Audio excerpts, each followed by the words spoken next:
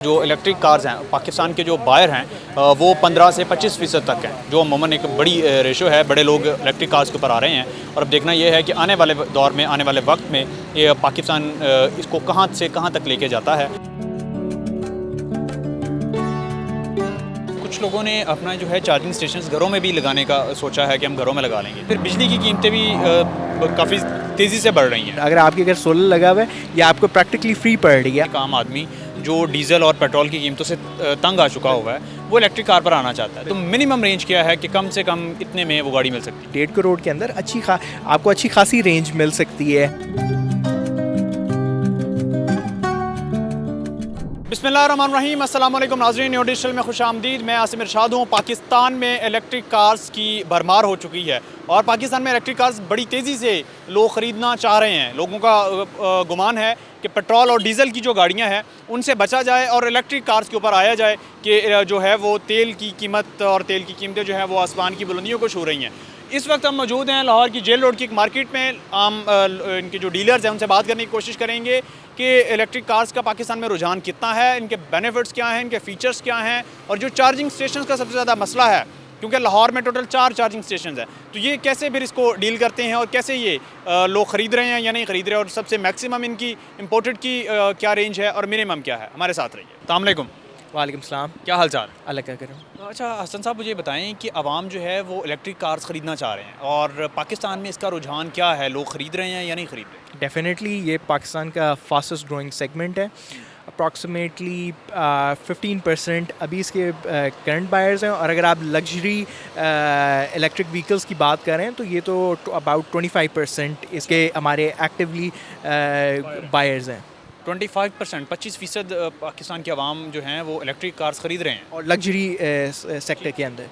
अच्छा, ये मुझे बताएं कि यहाँ पर दूसरा मसला ये है कि जो चार्जिंग स्टेशंस हैं वो आपने बताया कि लाहौर में टोटल 4 हैं, तो फिर इनकी जो है वो रेंज क्या होती है कि एक बैटरी फुली चार्ज है और चलती है और उसके बाद कितने देर बाद उसको चार्ज करना है, ये प्रोसीजर क्या होता है? देखिए बेसिकली गाड़ी के ऊपर डिपेंड करता है। मिनिमम 200 किलोमीटर से लेके all the way up to गाड़ियाँ बाहर के मुल्कों में तो 1000+ किलोमीटर्स पे भी आ गई हैं और आहिस्ता आहिस्ता यहाँ पे भी लॉन्च हो रही हैं। और 500 किलोमीटर्स तो यहाँ पे भी अवेलेबल है। और अगर वो वाली रेंज की गाड़ी आपके पास है तो आप इजीली आप इस्लामाबाद या आउट ऑफ सिटी कहीं भी आप लाहौर से बाहर जा सकते हैं। जैसे लाहौर से बाहर आप जाएँ तो बेरा में ऑलरेडी स्टेशंस हैं इलेक्ट्रिक के, तो वो एज़ लॉन्ग एज़ अगर आप यू फील कंफर्टेबल, अगर आप चार्ज करके जाएँ तो आप वेरी कॉस्ट एफिशिएंट। अच्छा, कितना टाइम लगता है एक गाड़ी को जो है वो आप कह रहे हैं कि 500 किलोमीटर है या 200 है या बाहर जो है वो 1000 किलोमीटर है, तो कितना टाइम लगता है कि गाड़ी को फुली चार्ज होने में? डिपेंड्स ऑन द कार, उसकी बैटरी पैक कितना है, और depends on the charger as well. अगर आपके कमर्शियल चार्जर है वो कुछ घंटों के अंदर हो सकता है, और अगर आपके जो कुछ लोकल चार्जर्स हैं उसमें ज़्यादा टाइम लग सकता है। तो इट जस्ट डिपेंड्स कि आप कितना कर रहे हैं। अच्छा, मुझे ये बताइएगा कि कुछ लोगों ने अपना जो है चार्जिंग स्टेशंस घरों में भी लगाने का सोचा है कि हम घरों में लगा लेंगे, तो लेकिन जो बिजली की पाकिस्तान में कीमतें हैं उस लिहाज से अगर देखा जाए तो फिर बिजली की कीमतें भी काफ़ी तेज़ी से बढ़ रही हैं, तो क्या फिर ये सेम नहीं हो जाता, पेट्रोल और डीज़ल और बिजली की कीमतें भी और चार्जिंग का ख़र्चा भी? नहीं, बिल्कुल भी नहीं। In fact this is a good opportunity with solar. अगर आपके घर सोलर लगा हुआ है या आपको प्रैक्टिकली फ्री पड़ रही है, और अगर ना भी सोलर हो तो अभी इस टाइम BYD का एक ऑनलाइन कैलकुलेटर है, आप अगर करें तो ऑलमोस्ट ₹2 और 31 पैसे का आपकी कॉस्ट पड़ रही है पर किलोमीटर। तो ज़मीन आसमान का फ़र्क है। हाँ, डेफिनेटली इस पर there is no comparison. This is the future और आगे यही है। अच्छा हसन साहब, मुझे बताइएगा कि सोलर के ऊपर भी कुछ गाड़ियाँ आ रही हैं कि सोलर से चार्जिंग और इस तरह का, वो क्या वो भी कोई इस तरह का है मामला? देखें, वो अभी एक प्रिमिटिव टेक्नोलॉजी है, वो अभी हवा में बातें हैं। अभी तक के जो प्रैक्टिकल ग्राउंडेड जो रियलिटी है वो सिंपली इलेक्ट्रिक व्हीकल्स है। जी, इलेक्ट्रिक व्हीकल्स में भी इंपोर्टेड भी हैं और लोकल पाकिस्तान की भी हैं, इन दोनों में क्या डिफरेंस है?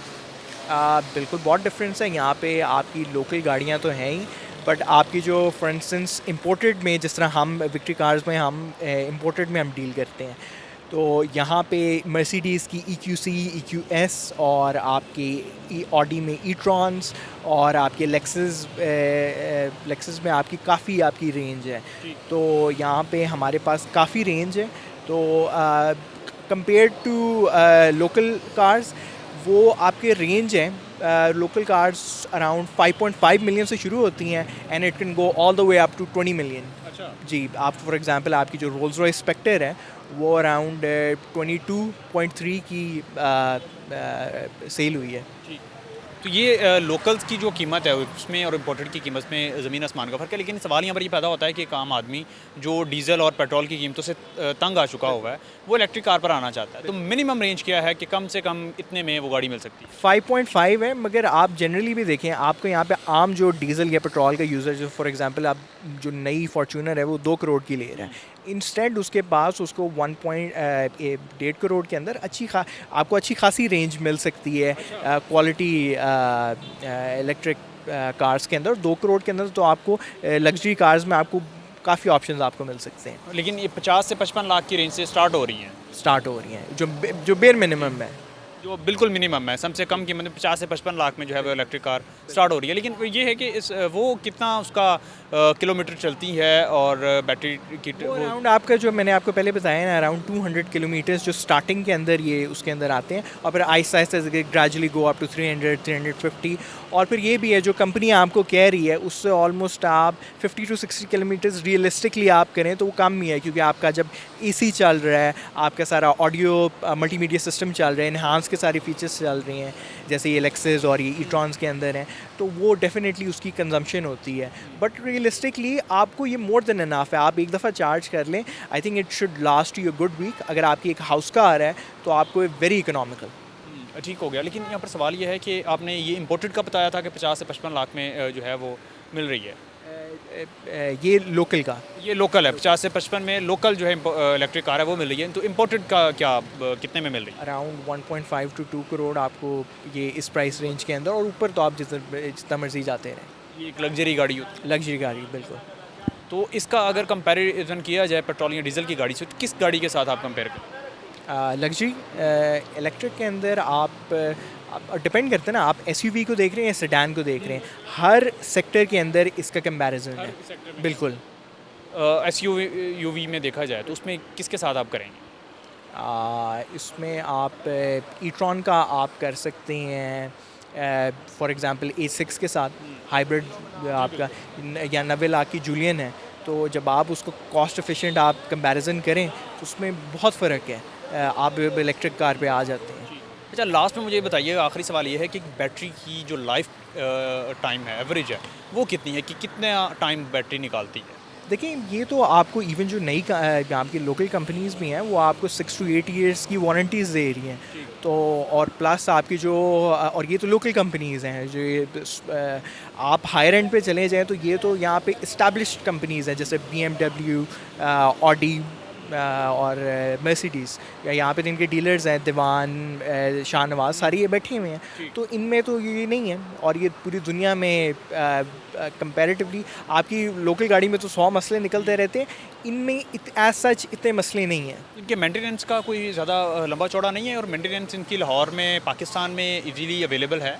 डेफिनेटली यहाँ पे बहुत अच्छी अच्छी डीलरशिप्स हैं आपके यहाँ पे, जो आपकी टॉप 3 तो मैंने आपको लिस्ट कर ही दी हैं, but other than that private dealerships भी हैं जो यहाँ पे अच्छा काम कर रहे हैं, तो इट्स नॉट, और यहाँ पे आफ्टर मार्केट पार्ट्स भी बहुत ज़्यादा अवेलेबल हैं, तो आपको ये नहीं है कि आपको हर चीज़ आपको बाहर से यूरोप से इंपोर्ट करनी पड़ी है, यहाँ पे रेडीली अवेलेबल है, हर चीज़ अवेलेबल है बिल्कुल। ये जेल रोड है आपकी, ये एशिया की सबसे पुरानी मार्केट है, और स्पेशली ये पूरा पंजाब इसको टच करता है इस मार्केट को, तो यहाँ पे हर चीज़ अवेलेबल है। आप यहाँ पे किसी भी अपने ट्रस्टेड डीलर के पास आएँ तो वो आपको हर चीज़ आपको मैनेज कर देते हैं। बहुत शुक्रिया हसन, आपने टाइम दिया और हमें डिटेल में बताया। ये नाज़रीन, आप सुन रहे थे कि जो इलेक्ट्रिक कार्स हैं पाकिस्तान के जो बायर हैं वो 15 से 25% तक हैं, जो अमूमन एक बड़ी रेशो है, बड़े लोग इलेक्ट्रिक कार्स के ऊपर आ रहे हैं। और अब देखना ये है कि आने वाले दौर में, आने वाले वक्त में ये पाकिस्तान इसको कहाँ से कहाँ तक लेके जाता है, और चार्जिंग का जो इशू है वो कैसे हल होता है। तो के लिए इतने, अपना बहुत सारा ख्याल रखें, मुझे दीजिएगा इजाज़त, अल्लाह ने।